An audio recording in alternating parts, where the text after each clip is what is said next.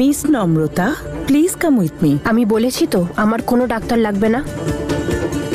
দেখুন, এখানে যারাই আসেন তারাই বলেন যে ওনাদের আমাকে প্রয়োজন নেই। তবে এটা নয়, আই এম আ সাইকোলজিস্ট। আপনাকে দেখে আমার মনে হচ্ছে আপনার অ্যাঙ্গার ইস্যু আছে। আপনি হয়তো জানেনই না যে আপনি অনেক কিছু বলেও ভুলে যান। আপনি বলছেনটা কি?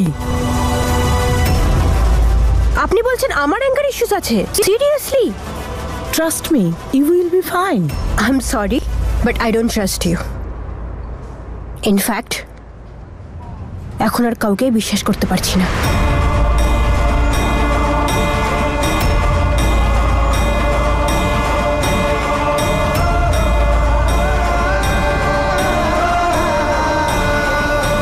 চল রে মা, বাড়ি যাই আমরা, চল। ক্ষমা করবেন ডক্টর, কিন্তু ওর ইচ্ছের বিরুদ্ধে ওকে এখানে আনতে পারবো না। আমরা অন্য কোনো দিন আসবো।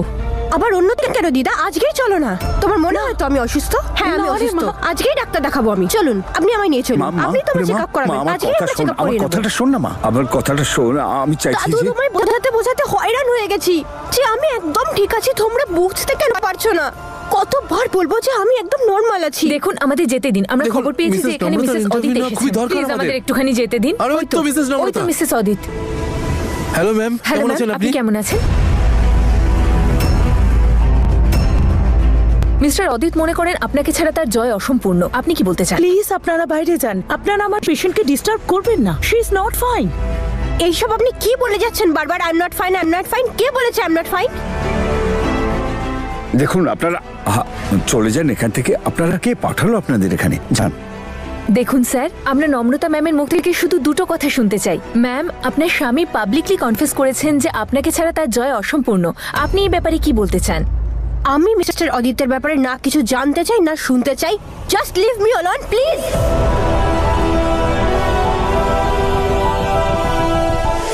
আপনারা দেখতে পাচ্ছেন মিসেস নম্রতা সত্যিই খুবই ডিস্টার্বড। আমরা জানি ওনাকে এই অবস্থায় দেখে আপনারা সত্যিই খুব কষ্ট পাচ্ছেন। এত সাপোর্টিভ, এত ভালো কাজ করেন উনি। কি বলে যাচ্ছেন আপনি? হ্যাঁ, কি সব ফালতু কথা বলছেন? Just get lost, get lost. মা আমার কথা শুন। মা এমন করিস না। Get lost.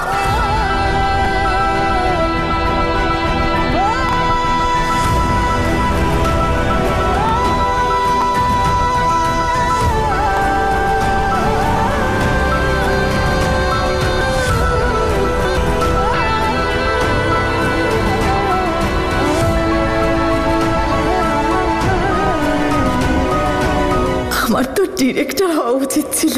নম্রতার মাথার অসুখ মিডিয়ার সামনে প্রমাণ করতে কি দারুণ সিন বানিয়েছি। এবার মিডিয়ার এই চেলাগুলো এই খবরটা গোটা শহরে ছড়িয়ে দেবে। অসুখ হয়ে কি লাভ যদি সেটা সবাই জানতেই না পারে? আমি চাই তুই যেন একাই থাকিস সব সময়, কিন্তু এখনো তো তোর সাথে অনেক কিছু হওয়া বাকি নম্রতা।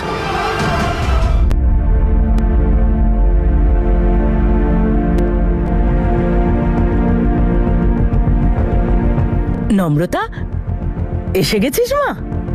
কি হলো, সব ঠিক আছে তো? যাও গিয়ে জল নিয়ে এসো। তোর শরীর ঠিক আছে তো? আমার কোনো সমস্যা নেই। দেখো, আমি জানি যে তুমি আমার থেকে বেশি আমার শ্বশুরবাড়িকে বিশ্বাস করো। আমার থেকে বেশি চিন্তা তোমার যে লোকে কি বলবে। আর তোমার এই চিন্তাধারায় আমার কোনো সমস্যা নেই, সত্যি বলছি। যদি সত্যি তুমি আমায় হেল্প করতে চাও তাহলে আমার কথা ভাবা ছেড়ে দাও প্লিজ। দেখে নিয়েছো দাদু, আমায় ইনসাল্ট করতে একটা সুযোগও ছাড়ে না। তোমার আমায় নিয়ে চিন্তা ছিল তাই তুমি আমায় ডাক্তারের কাছে নিয়ে গিয়েছিলে, কিন্তু আমার কোনো সাইকোলজিস্টের দরকার নেই। না আমি ডিপ্রেশনে আছি, না আমার মিসক্যারেজ হয়েছে, না আমি কোনোদিন প্রেগনেন্ট ছিলাম। এই কথাটা আমি বারবার বলে যাচ্ছি, কিন্তু তোমরা কেউ আমার কথা বিশ্বাসই করছো না। এর মানে একটাই যে তোমরা দুজন অদিতের কথা বিশ্বাস করছো, কিন্তু আমার কথায় না। না রে মা, না রে মা, আমার তোর প্রতি সম্পূর্ণ বিশ্বাস আছে। সত্যি বলতে কি, কাল তোকে এরকম দেখে না আমি খুব ঘাবড়ে গিয়েছিলাম রে। আরে তোকে নিয়ে সবাই ভাবে রে। হ্যাঁ নম্রতা, কালকে তোর ওই অবস্থা দেখে তো আমি ভয় পেয়ে গেছিলাম। আমি কাকুকে বলেছিলাম যে তোকে সাইকোলজিস্টের কাছে নিয়ে যাওয়ার জন্য, কিন্তু ওখানে হলোটা কি? আরে হবে আবার কি, ওখানে তো মিডিয়া চলে এলো। কে জানে ওরা কি করে খবর পেলো। খবর পাওয়া যায় না দিদা, খবর দেওয়া হয়। আর এই খবরটা অদিত নিজেই দিয়েছিল। দেখ, তুই একদম চিন্তা করিস না। এবার আমরা এমন কিচ্ছু করব না যাতে তোর অসুবিধা হয়। আমরা তোর পাশে আছি মা, সব সময় তোর পাশে আছি। নম্রতা ভাই, চারিদিক থেকে সবাই খবর নিচ্ছে নম্রতার ব্যাপারে। টিভিতে ওর নামে কি সব উল্টোপাল্টা বলছে। মা ঠিক আছিস তো? দাদা, ওগুলো কোনো খবরই নয়, ওগুলো সব মিথ্যে, সাজানো, সব মিথ্যে দেখাচ্ছে ওরা। আরেকটা কথা, এখানে এ ব্যাপারে আর কথা হবে না।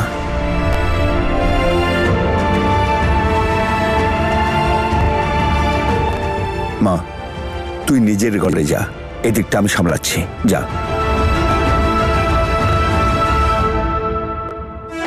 আমি তোমায় ছাড়বো না মিস্টার অদিত। তোমার আসল রূপটা সবার সামনে নিয়ে আসবো। যেই মিডিয়াকে তুমি আমার পেছনে লাগিয়েছো না, সেই মিডিয়া তোমার নামে নিন্দে করবে। আমি মিস্টার অদিতের ব্যাপারে না কিছু জানতে চাই না শুনতে চাই। Just leave me alone please. আপনারা দেখতে পাচ্ছেন মিসেস নম্রতা সত্যি খুবই ডিস্টার্বড, আর আমরা জানি যে ওনাকে এই অবস্থায় দেখে আপনারা সত্যি খুবই কষ্ট পাচ্ছেন। এত সাপোর্টিভ, এত ভালো কাজ করেন উনি। এসব কি বলে যাচ্ছেন আপনি? Just get lost, get lost, get lost. আমার কথা শুন। Get out, get out of here. এটাই তো চাইছিলাম ড্যাড, বল স্টেডিয়ামের বাইরে। এ তো পুরো ফুল টস হয়ে গেল রে। এবার পাবলিক ওকে দায়িত্ব নিয়ে অসুস্থ করে দেবে। কিন্তু এই সুযোগের সদ্ব্যবহারটা কে করলো? আমি।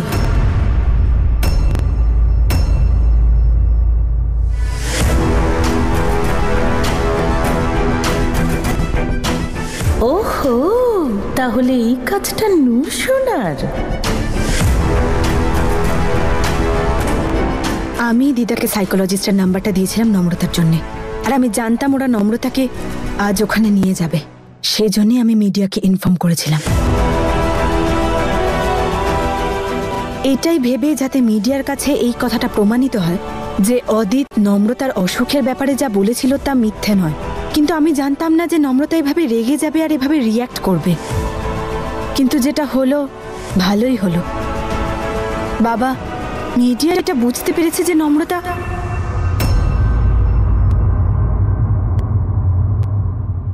দেখুন, আমি নম্রতার ক্ষতি চাই না, কিন্তু আমি এই বাড়ির বউ, আর আমি এই বাড়ির কোনো ক্ষতি হতে দিতে পারি না। আমি সুখে দুঃখে আপনাদের পাশে থাকতে চাই। দাদার উচিত ছিল ইলেকশনে ওকে দাঁড় করানো। একের পর এক কেমন মিথ্যে বলছে দেখছো। আমি খুব ভালো করেই জানি যে ও নম্রতাকে সহ্য করতে পারে না। কিন্তু এই সব কিছু করে ও কি পেল? ওহো, কত সরল তুমি। চুপচাপ দেখো কি কি পায়। এবার অনেক হয়েছে অদিত। আমার মনে হয় নম্রতাকে এবার তোমার বাড়ি ফিরিয়ে আনা উচিত। দেখো না, যদি তুমি এখন নম্রতাকে বাড়িতে নিয়ে আসো তাহলে মিডিয়ার চোখে তোমার ইমেজ, তোমার সম্মান আরো অনেক বেড়ে যাবে। ওরা ভাববে এই অবস্থায় থাকা সত্ত্বেও তুমি নিজের ওয়াইফের কত খেয়াল রাখো। ও please don't tell me.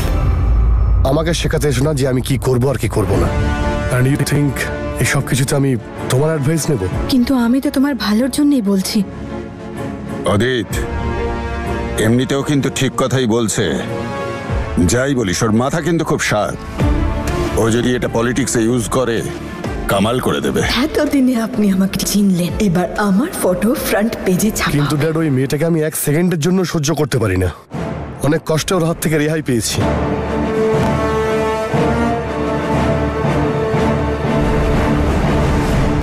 Anyway, thank you এই কাজটা করার জন্য। পেয়ে গেলে তো উত্তর। ওই সব কাজগুলো করে রাজনীতিতে আসতে চায়। নম্রতাকে হিংসে করে ও। বেচারি নম্রতা, ওর আপনজনরাই ওর শত্রু হয়ে দাঁড়িয়েছে, আর আমি এত অসহায় যে কোনো সাহায্য করতে পারবো না। এ তো মিসেস নম্রতা, তাই না? অদিতের বউ সবেমাত্র এমএলএ হয়েছেন, টিভিতে দেখেছিলাম। বলছিল যে শক পেয়েছেন উনি। আমার তো অদিতের জন্য খুবই দুঃখ হচ্ছে রে। বেচারা কত সুখে সংসার করছিল, ওর বউটার মানসিক রোগ হয়ে গেল। কি হচ্ছে এখানে? কি বাজে বকছিলে? এখানে পুলিশের চাকরি করতে আসো নাকি গল্প করতে আসো? একজন মেয়ে যদি একজন সাইকোলজিস্টের কাছে যায় তার মানে ওর মাথা খারাপ। তোমাদের বাড়ির কারোর সাথে যদি এটা হতো তাহলেও তোমরা এটাই বলতে তো। পুলিশের চাকরি করে একজন মেয়েকে রেসপেক্ট দিতে জানো না তোমরা? বন্ধ করো সব আর যাও এখান থেকে।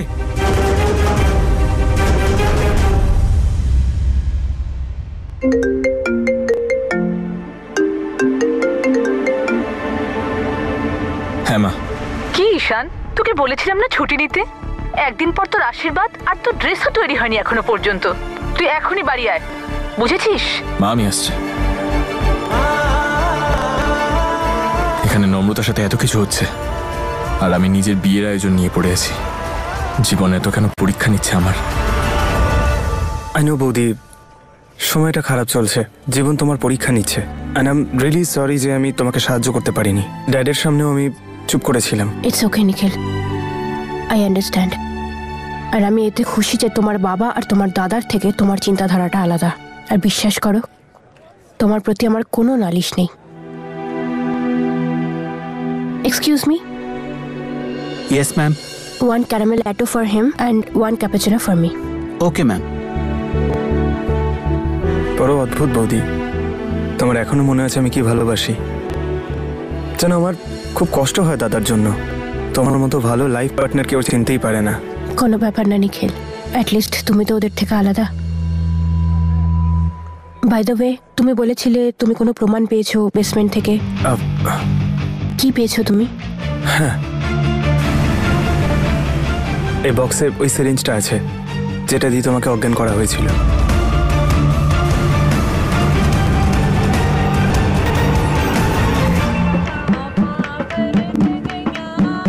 এটা বেশ সুন্দর দেখতে, তাই না? তাহলে এটাই ফাইনাল করে দিই। করাই? হ্যাঁ ফাইনাল করে দিন। ওকে, আপনাদের যেটাই পছন্দ 2 দিনের মধ্যে রেডি করে বাড়ি পৌঁছিয়ে দেবো। কিন্তু সবচেয়ে প্রথমে আমার 2টো কার্ড এখনই দরকার। ওকে। কিন্তু মাম, এখন 2টো কপি নিয়ে কি করবে? আরে একসাথে হয়ে গেলে তো ভালোই হবে। না না না, এমনটা নয়। সবচেয়ে প্রথম কার্ডটা আমি গুরুদুয়ারায় দেব। আর আরেকটা? আর আরেকটা তোমার বাপের বাড়িতে যাবে। হ্যাঁ, তার মানে আপনি মমকে কার্ড দিতে কানাডা যাবেন? আরে না রে মা, আমি তো তোমার দাদু দিদার কথা বলছি। হাজার হোক তোর মামা বাড়ির লোক, ওনাদেরকে ইনভাইট করতে হবে।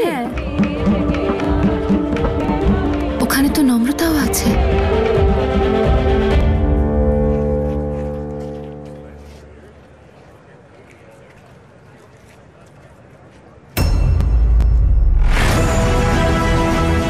কি হয়েছে বৌদি?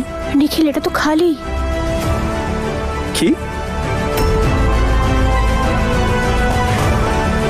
এটা কি করে হতে পারে? আমি নিজের হাতে বক্সে রেখেছিলাম।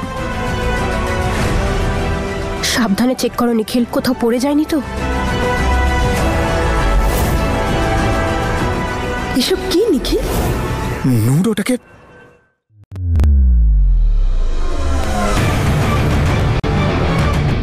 স্টুপিড নিখিল, ভালো হয়েছে আমি এই সিরিঞ্জটা লুকিয়েছিলাম, নইলে দিয়ে দিত প্রাণের বৌদিকে। আমার এটা ফেলে দেওয়া উচিত। ও প্লিজ ডোন্ট টেল মি। আমাকে শেখাতে এসো না কি করবো আর কি করবো। ইউ থিঙ্ক এই সব কিছুতে আমি তোমার অ্যাডভাইস নেব? না, অ্যাডভাইস না নিলেও এই সিরিঞ্জের দরকার তো অদিতের হবেই। সাবধানে রেখে দিই, কে বলতে পারে কখন কাজে লেগে যায়। কোনো ব্যাপার না নিখিল, পেয়ে যাবে। কিন্তু আমাদের ওই সিরিঞ্জটা তাড়াতাড়ি খুঁজতে হবে, কারণ যে ওই সিরিঞ্জটা এখান থেকে বের করেছে সে কিন্তু ওটা ডিস্ট্রয়ও করতে পারে। আই এম সরি বৌদি, সব আমার ভুলের জন্য হয়েছে। কত বোকা আমি। এরকম কোনো ব্যাপার নয় নিখিল, অ্যাটলিস্ট তুমি চেষ্টা তো করেছো। আমার জন্য সেটাই অনেক। আমি বলেছি না, আমি খুব খুশি যে ওই বাড়িতে কেউ তো আছে যে আমার কথা বিশ্বাস করে, যে আমার উপর ভরসা করে। অ্যান্ড ডোন্ট ওয়ারি, সিরিঞ্জও পেয়ে যাবে আর সত্যিটা সবাই জানতে পারবে। এটা আমি আশা করি না, কারণ আমি জানি এটা হবে। কোথা থেকে এত সাহস জোগাও তুমি বৌদি? খুবই সাহসী মহিলা আপনি।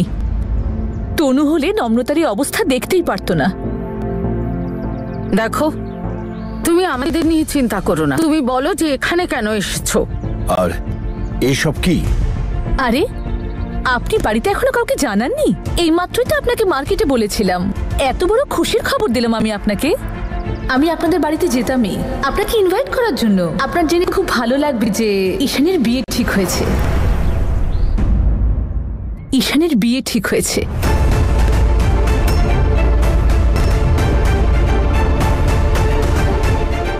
হ্যাঁ ঠিক আছে, কিন্তু এসব কেন? এইসব তো আমি আপনাদের নতুন কুটুম হই বলে এনেছি।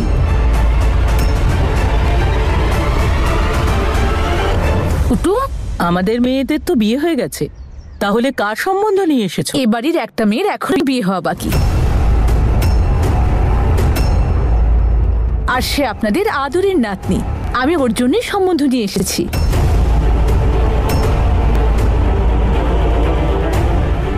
এই নিন।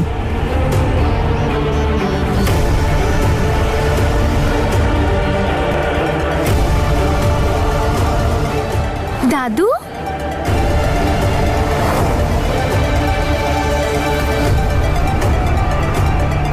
এখানে তোমার কোনো বেয়াই বেয়ান নেই। মিষ্টি মুখ করানোর হলে কানাডা পাঠিয়ে দাও এই লাড্ডু। নিজের বেয়ান জ্যাসমিনের কাছে। আমাদের সম্পর্ক না ওর সাথে আছে না ওর মেয়ের সাথে, বুঝেছো? বৌদি, এ কেমন কথা বলছেন আপনি মামিমা? হিয়া তো আপনাদের সবাইকে কত ভালোবাসে। জ্যাসমিন যা করার তা করেছে, কিন্তু হিয়া তো আপনাদের সবার নাতনি, তাই না? আর আপনাদের সবাইকে কিন্তু ওকে বিয়েতে আশীর্বাদ দিতে আসতেই হবে। কাল ঈশান আর হিয়ার আশীর্বাদ।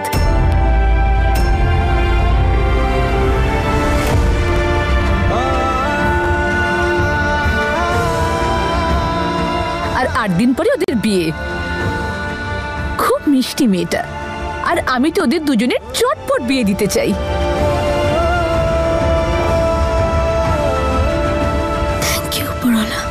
যা ইচ্ছে তাই করো না, কাকে শোনাচ্ছ তুমি? বৌদি তুমি ছাড়ো। আরে বাবা সতী, তুমি কিচ্ছু বোঝো না। কোনো খুশির খবর দিতে আসেনি, আমাদের ঠাট্টা করতে এসেছে। যত সব নাটক। তোমার ছেলের বিয়ে আজ হোক বা কাল, আমাদের কি এসে যায়? আবার আশীর্বাদ করার কথা বলছে। তোমার ছেলের বিয়ে তুমি নাচো, গান গাও, যা খুশি করো, আমাদের এত কথা শোনাচ্ছ কেন? চুপ করো না তুমি, কেন চেঁচামেচি করছো? কি যে বলো না দাদা, ও নিমন্ত্রণ করতে নয়, নিজের রাগ মেটাতে এসেছে এখানে। কিন্তু আপনাদের সবার মনে তো একটু একটু ঈর্ষা হচ্ছে, তাই না? যে ঈশান এত ভালো একটা মেয়ে পেয়েছে। নিজেদের মেয়েকে তো সামলাতে পারেন না, আর আমাকে কথা শোনাচ্ছেন। আরে যদিও সুযোগ পেয়ে যায়, তাহলে সারা জীবন আমার ছেলেটাকে ফাঁসিয়ে রাখবে। ছাড়া পেয়ে গেছে দেখে আপনারা এখন আর সহ্য করতে পারছেন না।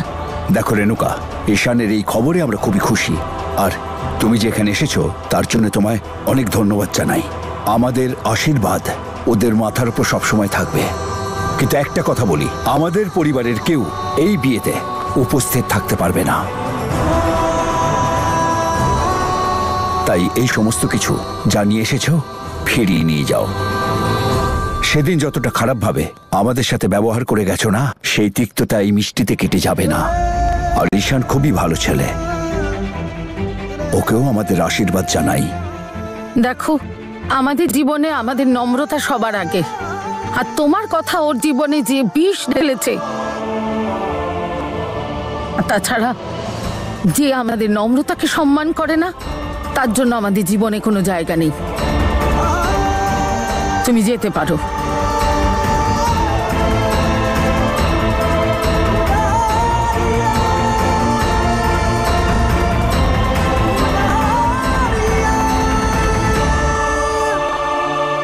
একবার আমার কথাটা বোঝার চেষ্টা করো। ওদের সিকিউরিটিতে আমাদের নিজের লোক ফিট করতে পারি তো আমরা?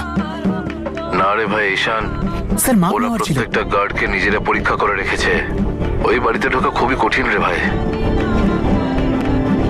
স্যার আপনার লেন্থ কত রাখবো? আচ্ছা শোন, একটা না একটা রাস্তা তো বার করতেই হবে। একটা কাজ করি, আমি কিছু একটা ভাবি, কিন্তু ততক্ষণ তুই নজর রাখ। আচ্ছা, কিন্তু সাবধানে ভাই, মিস্টার অদিত এখন এমএলএ হয়ে গেছে, আর পাওয়ারও ডাবল হয়ে গেছে ওর। আচ্ছা ঠিক আছে, পরে কল করছি, বাই। স্যার লেন্থ কত রাখবো আপনার? স্যার জিজ্ঞেস করছি লেন্থ কত রাখবো আপনার?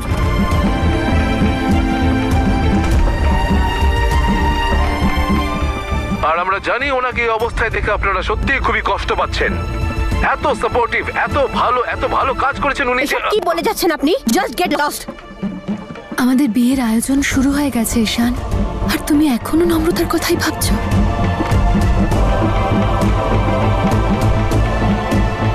কি প্রবলেম তোমার?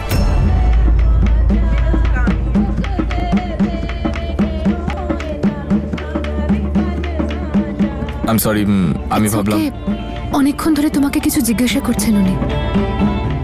ওকে স্যার লেন্থ কত রাখবো আপনার? আপনার যা ইচ্ছা হয় আপনি রাখুন, আমার যায় আসে না।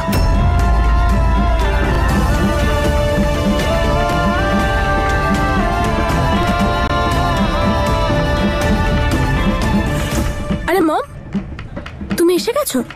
কথা হলো দাদু দিদার সঙ্গে? কি বললেন? আসবেন বিয়েতে? ওনারা আসুন বা না আসুন তাতে আমাদের কিছু যায় আসে না। ইনভাইট করা আমার কর্তব্য ছিল, তা আমি করে দিয়েছি। ওনারা এখনো পুরনো কথাই ভেবে যাচ্ছেন।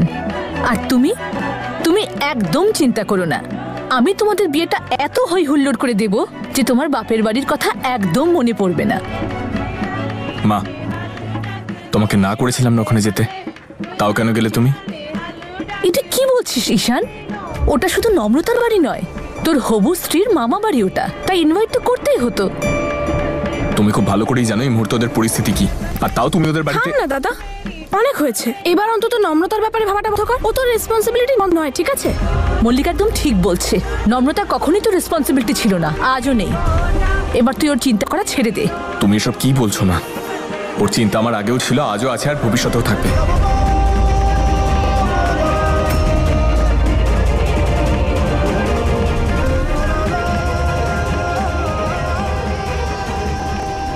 আই এম সরি হিয়া, আমি সেটা মিন করতে চাইনি।